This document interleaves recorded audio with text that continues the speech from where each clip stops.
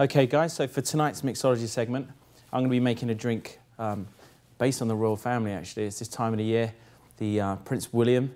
I wish he was a friend of mine. A lot of people say to me, have you met Prince William before? Obviously because I'm English, but I haven't. But this is going to be based on his wedding. This is going to be called a Sapphire Royal Fizz. Now we're going to be using some lovely watermelon, obviously some Bombay Sapphire, some London Dry Gin, and we're going to be using a substitute of sugar. We're going to be using a calorie-free sweetener, because for any princess, you want to look good in your dress and you want to fit into it. So that's kind of important. And I learned that from a couple of dates that I've been on in the past. So first things first, we're going to add a couple of chunks of fresh watermelon, like any good drink, like any food as well. The fresher the ingredients, the better the drink's going to be. So in there like so. And we're going to add some of this calorie-free sweetener, sugar substitute if you like, in there like so. We don't need to use a lot, just one sachet will do it. Okay, this is basically going to be just the basis of it before we top it up with sparkling wine. So in there we're going to muddle it. Muddle the watermelon down. Be careful not to get some of that splashback. You don't have to be overly muddled because we are actually going to shake this drink as well. Now we're going to use 1.5 ounces of Bombay Sapphire Gin. Like so.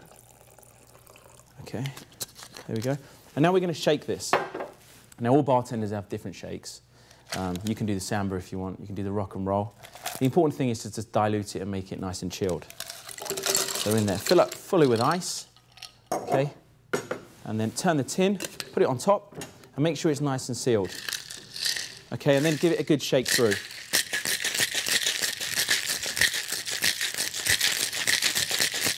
Okay, and you know when it's done, because you can write your name on the tin.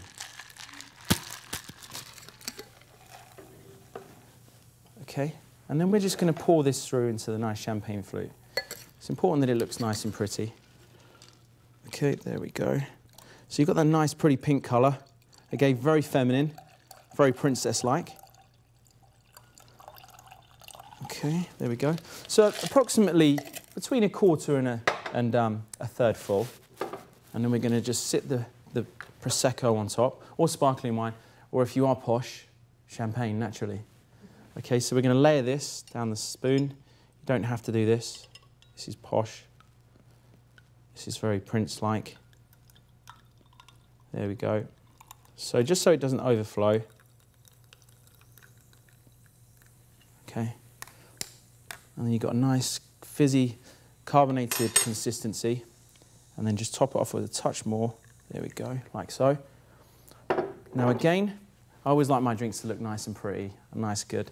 I'm going to add some edible flowers. Now you can get these, they are pretty seasonal, so anytime now, going forward, just drop a nice flower in there. It doesn't matter what colour, something that reflects the drink.